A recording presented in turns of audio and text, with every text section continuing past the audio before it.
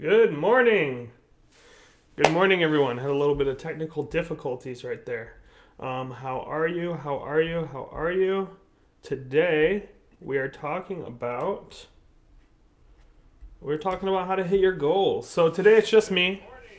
I gotta mute that. All right, cool. So today it's just me. Shannon is doing something very, very, very cool and very important.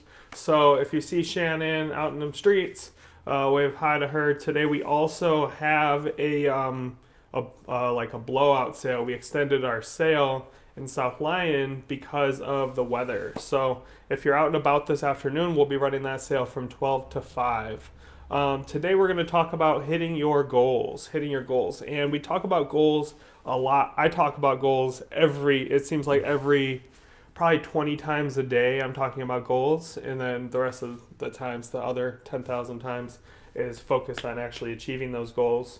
If you're here, give a love, give a like, say hi. I just want to make sure that everything is working properly before we start talking about this, because this is something that's very, very, very, very, very important to me, which is hitting your goals in life and hitting just even little goals, hitting your goals in business, hitting your goals for the day, hitting your goals for that week. So I wanted to chat with you guys about this and give you my take, because I'm always hammering on my employees, my staff, like, hey, we got to hit this goal. We got to hit this goal. Don't lower the target. Don't lower the target. What is the goal? Let's do this and let's push.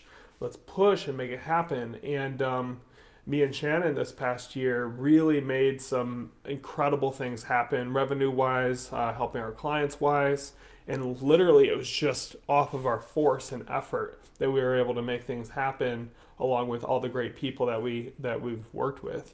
So let's get right into it. My name is Aaron Sapirski. I own a company called Aaron's Estate Sales in Birmingham, Michigan. Our phone number and our website is at the bottom of your screen. So if you know anyone that needs an estate sale, or if you ever need an estate sale, have them call, send them this video, and they can learn a little bit more about what we do. If you've never been to an estate sale is a mass liquidation of contents out of a house. So it's not the house, it's everything that's inside of the house and selling it all in a huge sale like fashion out of the home. So I know a lot of people that I talk to, they're like, I've never been to an estate sale. I don't know what an estate sale is. What is an estate sale? And this is a great way. I want to make sure that you guys know who I am and what I do before I start telling you, what we do to hit our goals. So, hey Rob, hey Lee. Lee, am I going to see you next week, Lee? I hope so, man. I hope so. So this is awesome. Let's see. All right, so Lee, Rob, Debbie Myers, you're awesome. Hello, good morning. Good morning. Any of you guys watching on any other groups that I can't see your comments on right now? Good morning to you too. Like, it's a great Sunday. It's a great day to reset for the week and reestablish goals. And what am I doing? Why am I doing it? And while everyone else is like relaxing and taking it easy, going to the mall, every Sunday morning I sit here and I look at like what did we do last week to achieve our goals, and what are we doing this week to achieve our goals. So the first rule about having a goal, the first way to hit a goal is to have a goal. And that sounds really simple, but a lot of people don't set their goals or targets for their day. They don't set it for their week. I mean, sometimes we set them every 15 minutes. What am I doing this next 15 minutes? What am I doing this next 15 minutes? What did I do last 15 minutes? Did I work? If you break time down that small to hit a goal, then you're more likely to hit it because you're controlling that time. So you want to control time. You want to establish what is your goal. Put a number on it. Put an actuality. Put a reality. Like, what is that goal look like? Start thinking about everything that it looks like. Think about what would happen if you hit that goal. And a lot of people don't set goals because they've been told not to. They've been told to not think too big.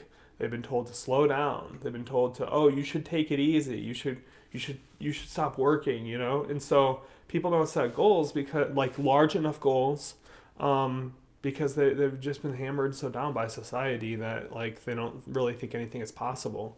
And they just, this is what it is. And that sucks. So basically, the first thing to do is establish, what do you want? What is that goal? What does it look like? What is the end result? What is the end product? What happens to other points of your life if you hit it? And I'm talking about really big goals. Like, I want you to take whatever you were just thinking of. If you guys thought of a goal, take 5 seconds, think of it. Now expand that and expand it like 10 times. Say, hey, my goal is this. My goal is to make an extra 5,000 a month, let's say, or something like that. Let's say it's to make an extra few hundred a month, extra 1,000 a month. Expand that by 10. Say, all right, let's do 10,000 a month. Let's do 50,000, whatever it is.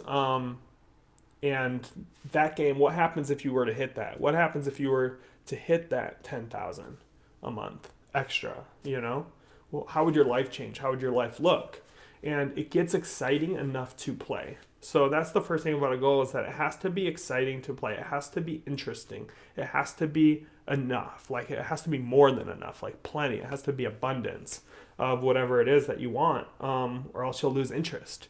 It's just like anything. If you were playing a board game and it wasn't that fun and there wasn't enough challenges, the challenges weren't great enough, you would lose interest. And that's what happens in life, is people lose interest in their goals because they're not big enough. They're not playing the game to hit something that's actually worth doing. So that's the first rule of having a goal, is setting that goal, establishing what it is, write it down daily would be another thing that I would say. Write that goal down daily. I would also, an interesting thing that we started doing, and got this advice from several different places, so I'm not like the only one giving this advice, but that's to write down the goal as if you've already attained it. Write down the goal as if you have it. So I am worth $100 million. I am, I have the most amazing family, whatever it is. I am the most ethical person I know. Whatever that goal is, you need to write it down like you've already attained it, because that'll take time out of the equation. If you say I want, that puts it out there, that throws it out into the future. But when you can start thinking like, I am, the first time I wrote that, I wrote, I am the most ethical person I know and only have amazing ethical people around me. I mean, I was able to change that mindset right now. All right, what does that look like? Is there anything I have to change to become the most ethical person I know? What does my viewpoints have to be? What do I have to establish, So that's a huge point. I already jumped into action on that goal. And that's the first point, is like, have the goal, set the goal, reaffirm the goal, look at it every day. So that's that. The second thing that I want to talk about hitting your goals, is to never lower the goal, to never lower the target. Whatever the target is, never lower it. So we have a goal of $10,000. We're either going to hit the 10,000, like in sales or something like that for a day.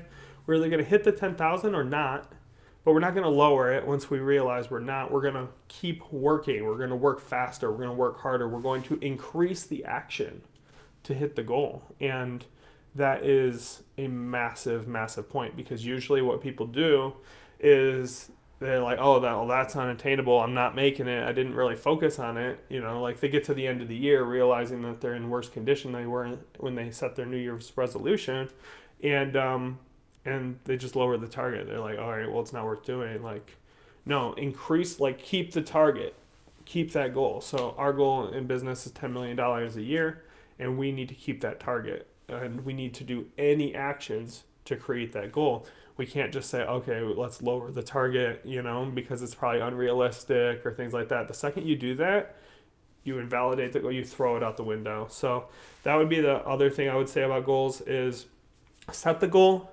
never ever lower the target of that goal. Ever. It's a losing cycle.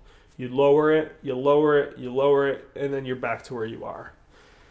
I've seen it over and over again, and yeah, it's just not okay. So a lot of this came, I was reading, I was scrolling on Facebook, as I shouldn't be doing this on one of the things that, wastes my time is scrolling on Facebook, and I see this article and it says Elon Musk plans to send 1,000 starships a year, to Mars by 2050 or something. And I thought, wow, that's an awesome goal. That is a killer goal. And what my first thought was like, why haven't we done that yet? Why is that just starting to be a thing? And it really amounts to the estimation of effort involved. So when you have a goal and it's so massive, 1,000 starships to Mars by 20, it's such an incredible goal. And this is what I'm talking about. Set unrealistic, completely undoable goals. What happens if it gets achieved? What happens if we go to Mars? What happens if we send 1,000 starships a year to Mars? Like, what does that change in our whole planet? The goal is exciting to play, and it's going to take probably more money than is on this planet right now to create that, to have that happen, but it's worth doing. And so the estimation of effort to a goal is the only thing that stops someone from hitting a goal, is the point. So when you're looking at your targets, and I said never lower your targets, the third thing is increase efforts, increase what you are doing, increase your actions to hit that goal. You won't get anywhere. Like, that's the only thing stopping someone from hitting their goal, is if they estimated the correct amount of effort to hit it. If I go to open the doorknob, the door, and it doesn't open, and I bump up against it, I estimated the wrong effort to actually open that door.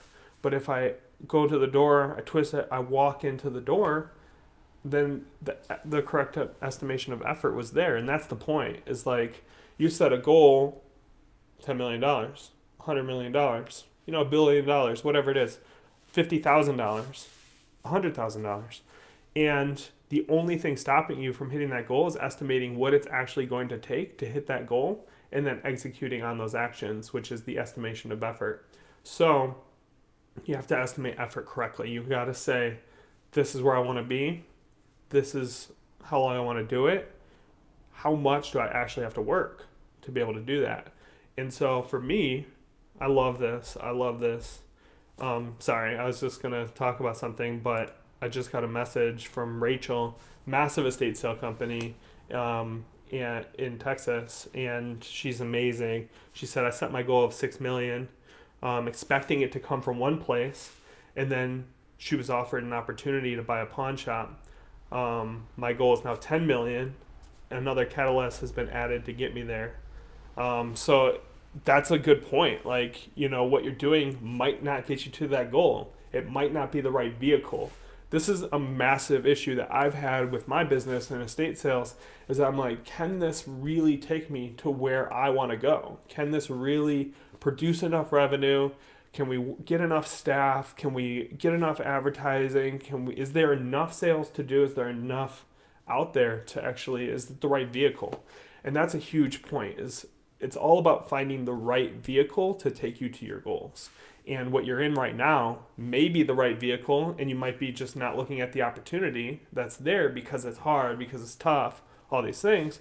Or there might be a better vehicle out there. And that's definitely been something that's run through my mind. The one thing I would say on that, because I have last year, man, I was going through some things and I was thinking, maybe this isn't the right thing to be doing to hit my goals. Maybe there's something that I could do to get it there faster. Like, I see these guys over here doing something completely different, and they're hitting it, they're killing it. Like, maybe I should go do that. And the one thing that stopped me and like reset my mind was the concept of the grass is greener where you water it, not over there. Don't scroll on Instagram sitting there like, oh my God, these people have such an amazing life. Because if you went and lived that life with them, you'd still be miserable because you didn't do anything to create it. And they're probably really not living that life either. So the grass is always greener where you water it. If you focus, if you keep determined, if you take responsibility. And this is, I guess, one of the other main things, is taking responsibility for all the actions around you that are affecting you. If something is affecting you, if you're saying, oh, my staff, or, my this, or the city, or the government, or whatever else, then you've already lost. You have to take responsibility for those things for you to be able. So this is something I did last year, is when I had that mindset shift. I had to say, man, I have to take responsibility for my staff's financial knowledge and awareness and literacy. So I have to take responsibility for the money they make and for their families. If I don't take responsibility for all of those things, then they're going to be sitting there living paycheck to paycheck and always struggling and always having the mindset of like, I don't know how I'm going to pay my bills or whatever. So we started a literacy program that we, every Wednesday when we do have our staff meetings, we go over some sort of financial education to help them and to help myself as well. And then also we're trying to work in other programs where they can make money in other ways with the estate sale business, so that they can sell other products and get a commission or other ways, so that they can be responsible for their own financial, course or life or whatever you call it. So Rachel says, I kept my focus for years, and then the universe gave me another avenue. That's massive, dude. That's massive. And I totally agree. We started an auction house about a year, two years ago, and it was another avenue for us. And it was just like my friend Todd in California had given me this idea that was a whole nother avenue that I could do alongside my estate sale company to make it work. And there was much more opportunity. You see, what's the largest estate sale company, and then what's the largest auction company, so we started creating on that, and we're working on a contract right now that could be a $300,000 to $500,000 auction. And so that's huge as well, seeing those other avenues. If you can find something with what you're already doing, this is what I tell my staff every day, like, you work here, this is what pays your bills, and you're here you're here till 5. What else can you do in this sphere that can make you extra money? What else can we sell? What else can we produce? What else can we do, so that you don't have to go find other things and then start another focus? I don't want you to be focused on something else when you're here working with me. I want you to be focused on how can we create this thing together so that we can expand. And sometimes in business, you want to find things that are complementary to what you have, like a pawn shop to an estate sale company. Massive, they go hand in hand. Auction company to an estate sale company. We started having like a lower end brand for just like clean out sales, and then a higher end brand for luxury estate sales, so that we could still do both, and we don't do any really selling online anymore, but that's another avenue that we could do that would produce income. And so you got to think of all these different ways, and you got to create them in circles. So you have your business. Then the next thing is you have we have our VIP program. So our staff can sell the VIP program and get paid every month from that. Then we have selling, estate sale contracts. They can get a commission off of that. Then we have, eventually we'll have real estate added to that.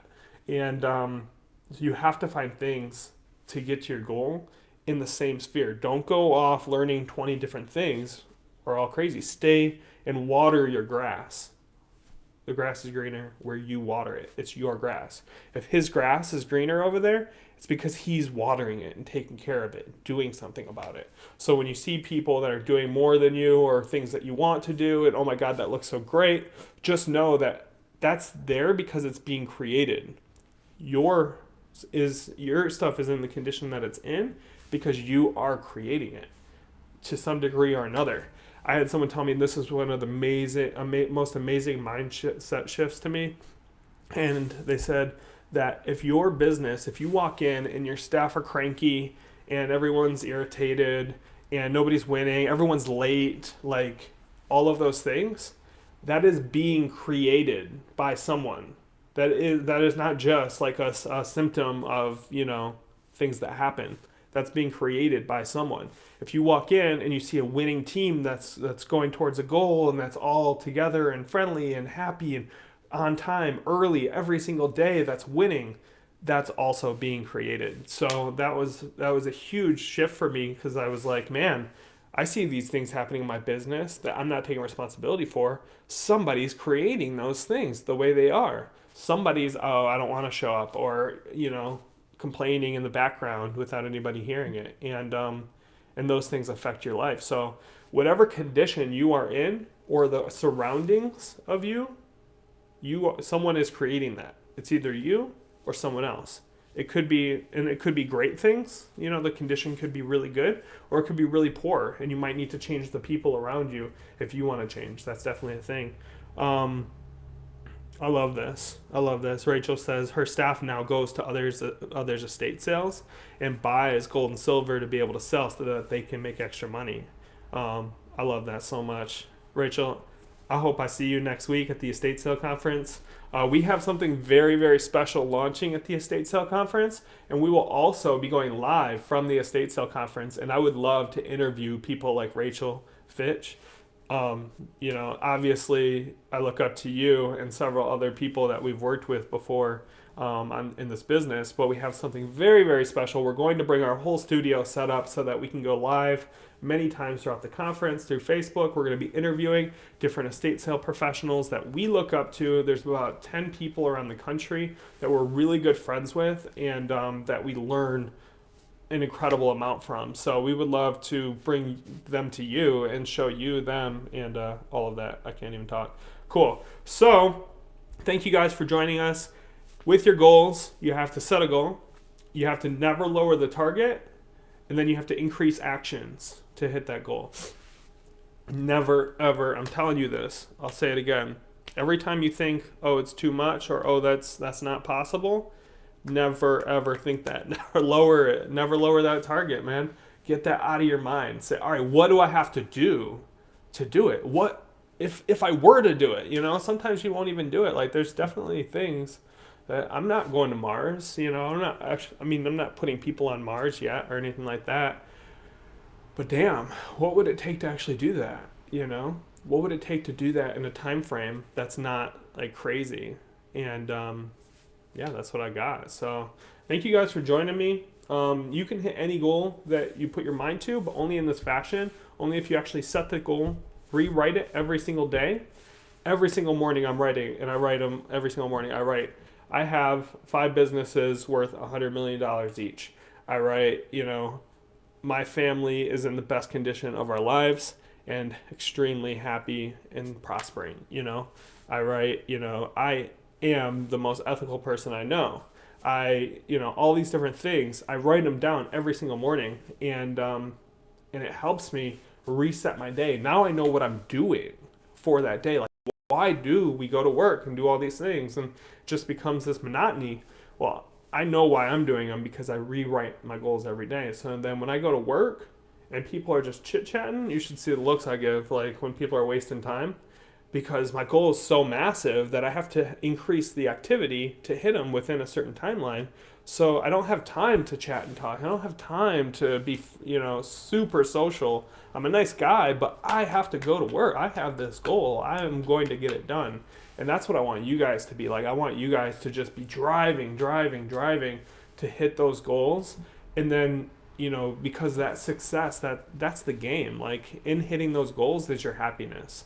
In going towards something is happiness. So it's not even necessarily in attaining. If someone walks in and gives me $100 million right now, it'll be nice for a little bit, but it's not really what causes happiness. It's the attainment of different goals. And that could be family goal, that could be money goal, that could be friends, that could be having like millions of friends that care for you and that you hang out with, all those things. For me, it's definitely family, finances, and futures, because if I have finances, I can take care of my mom, I can take care of my mother-in-law, I can take care of my family, I can take care of anything I want to do. I can fly to wherever I want to fly to in the world whenever I want to, and I can help other people, and so that's why I drive work so hard. But thank you guys for joining me. I really appreciate it. I'm going to get off here. Peace, love, cash flow. That's Grant Cardone's thing. I love it, though. I say it to everyone that I talk to.